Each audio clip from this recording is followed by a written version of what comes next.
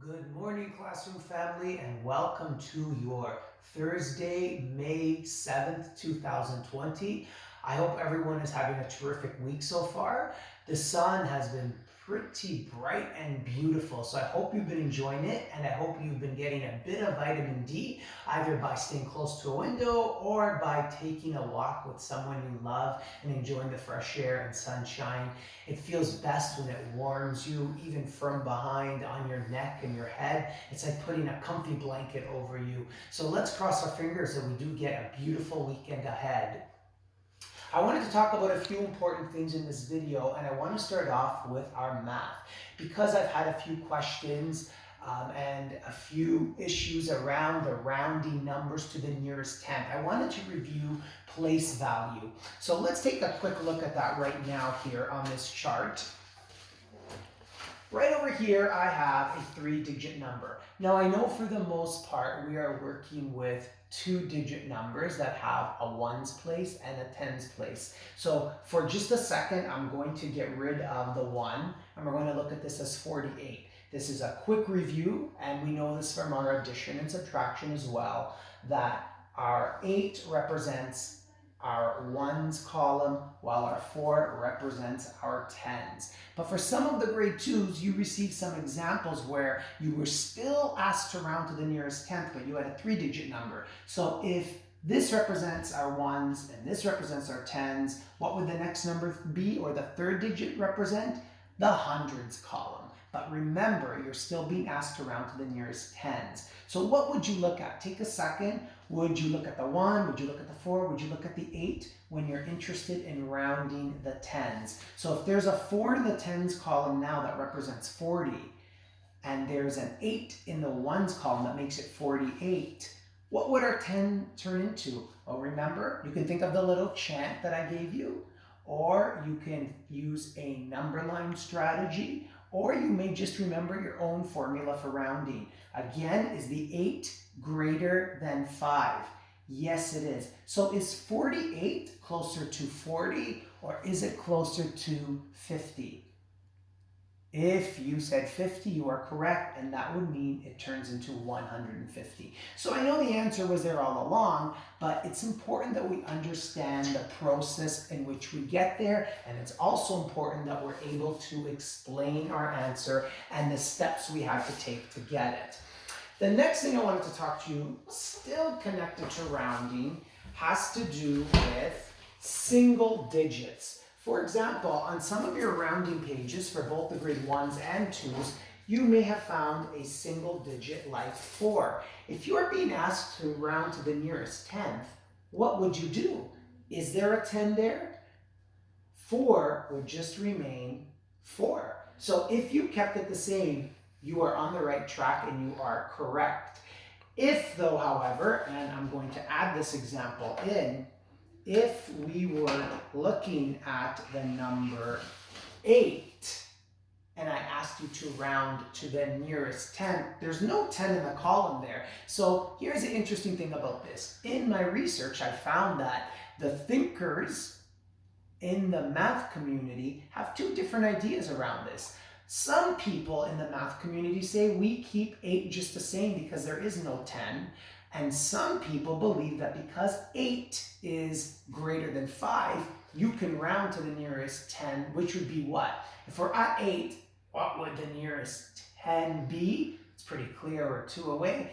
It is 10, of course, right? So I wanted to mention that because a few of you had questions around that. So I just wanted to clear up that this can remain the same and this can as well, but there are some people who have different ideas and they say that we should move up to the nearest 10 if it's 5 or greater. But let's go back to double-digit numbers because that's what we're working with most. I've taken 44 again, and I just wanted to remind you, because there was a bit of confusion, which number we use to help make our decision. So if we have the number 44 and we're interested in changing the tens place, we look at the number in the ones column. And in this case, 4 is in the ones column for 44. Is 4 below 5? Yes, it is. So what would we do? Would we move forward or go back? As you can see, because the answer is there, we go back to 40. But look at the example right below. It's now 47. That number in the ones column is greater than 5. So therefore, we move forward. And that would take us to the nearest 10, which would be 50.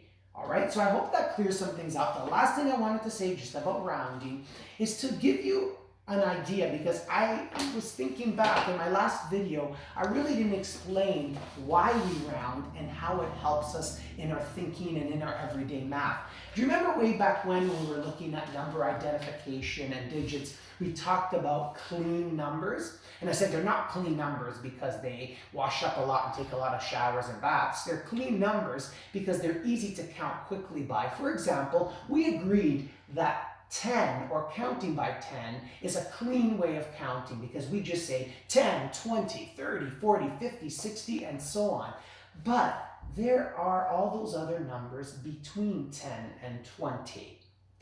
And the reason we round is to understand the relationship that those numbers have to the main numbers. Because these clean numbers are easier to add, when we round, we get a good idea of what numbers are close by, because we won't always be adding clean numbers. So for example, if you had to add 11 plus 12, you know that 11 is close to what number? It's close to 10. It's only off by 1. And you know that 12 is also close to 10. It's off by 2. So before you have to worry about adding those, what you can actually do is just add 10 plus 10. And we know, because 10 is that clean number, it equals 20. But we still haven't solved this problem because we haven't taken care of the 1 in the ones column and the 2 in the ones column. But I know because they're both so close to 10, I can first add 10 plus 10, which gives me 20. Then I can go back and add my 1, and then add my 2, which gives me, I'll give you a couple of seconds, it gives me 23. Now, you'll get to the point where you can probably do some quick mental math and add any digit, but the reason we are looking at this and the reason that rounding helps us, it helps us understand how close numbers are to the nearest 10, and 10 being that clean number is really easy to add. So you can always add your 10s first and then tack on or add on your other digits, all right? So I hope some of these little tips and ideas help you in your next rounding activities. And I'll let you know now that next week we're going to move on to something called fact families, which I know we've looked at, but fact families are going to be very fun with you because, again, just like us, we are a part of families and we're in relationships. Numbers are connected to one another. They're closer than you think. There are special relationships between numbers, and we're going to take a look at that next week. So great job on the rounding, and I hope this clears up a tiny bit of the confusion. All right, moving on, I still wanted to acknowledge that the virtue of this month is compassion. And I found a really beautiful quote that I wanted you to remember. Compassion is really linked to kindness. And sometimes we use the word kindness to help us understand compassion. And compassion isn't always, like I said earlier, isn't always about fixing somebody else's problem. Sometimes it's just about trying to understand what that person might be feeling. And when I think about compassion, I think about a Bible story we read way back at the beginning of the year to celebrate the virtue of hospitality. And we read the Good Samaritan. But the Good Samaritan is also very much a Bible story about compassion. Because when you look back at that Samaritan, did he have to stop to help the man on the side of the road? Did he have to make sure he got up on a donkey and ended up at an inn with food and care? He didn't have to do any of that. Because after all, the Samaritan himself was great. He hadn't been robbed. He wasn't injured.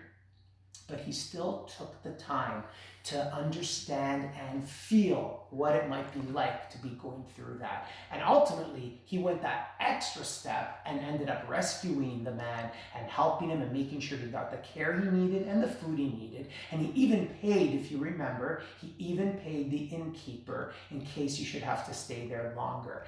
But the compassion is about what he felt when he saw the man at the side of the road. He knew something was wrong. And even though he could go on He chose not to.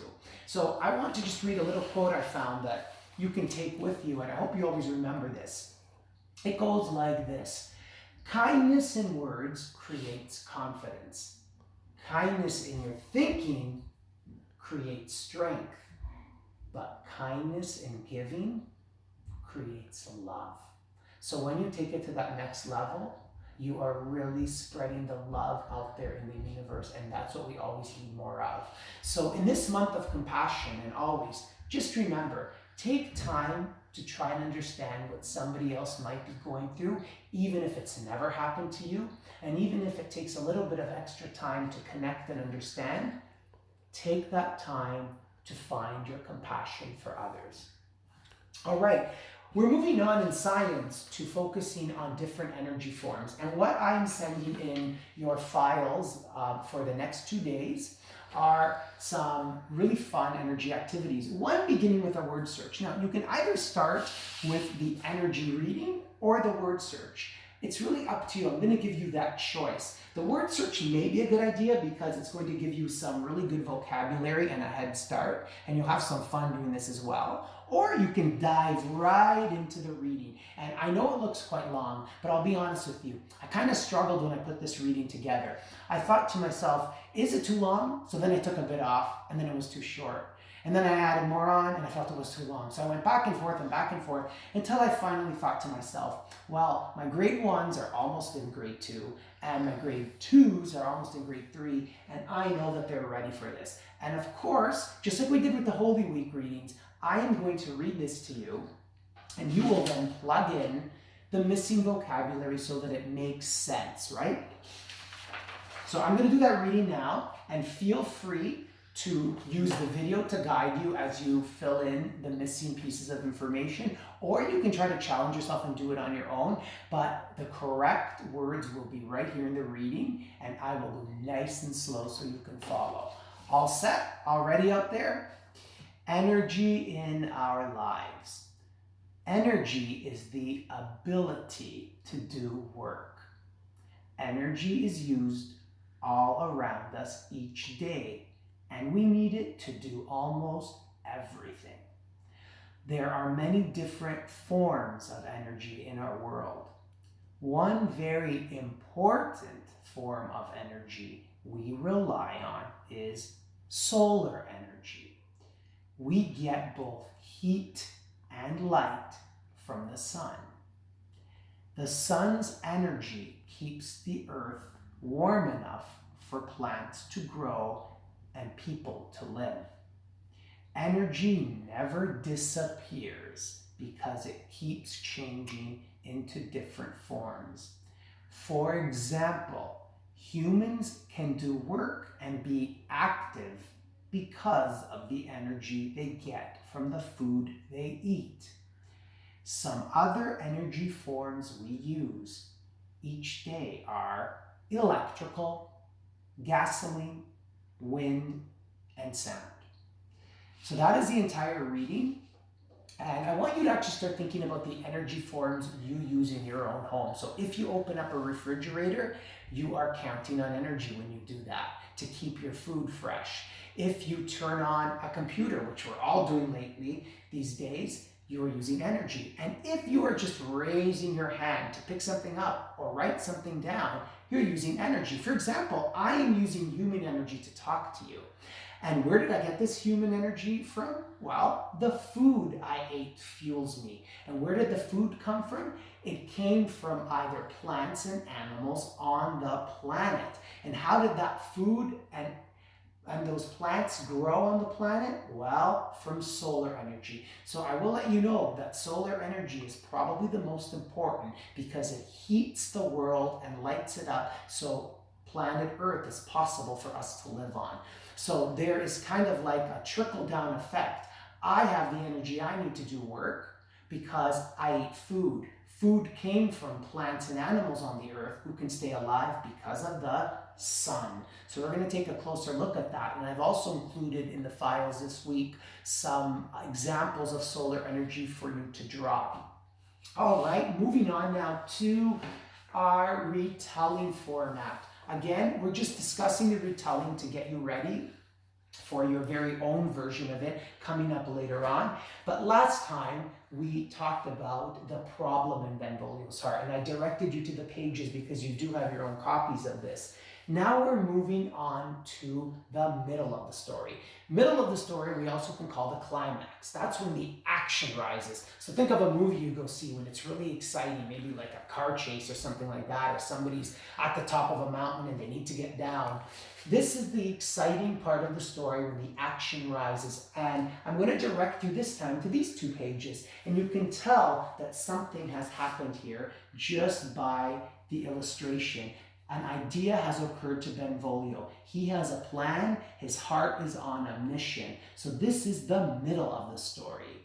And what we will do is next time we'll combine ending and solution. So we will look at that next, and then we'll work backwards, and I would like to talk to you about setting and character on their own, because setting and character have a few details that I think we need to discuss further, all right? So again, if you go back to your own copy of Benvolio's Heart, focus on doing a retelling, either to someone in your household or in the mirror, and your focus for this week is the climax or the middle of the story, because we're talking about events. I do believe that is everything. So I would like to say, continue to have a wonderful Catholic Education Week. In your files, I've also put in a letter that does not have to be printed for your families called Igniting Hope. I hope you take a look at that because it gives you some ideas for prayer and reflection around Catholic Education Week. And finally, a reminder that these activities that I'm sending are both for today, Thursday, and for tomorrow, Friday, and they will lead you into a wonderful weekend. So I'm wishing everybody a terrific weekend ahead. I hope it's bright and beautiful for all of you. Miss you lots and looking forward to seeing you soon. Happy learning, everyone.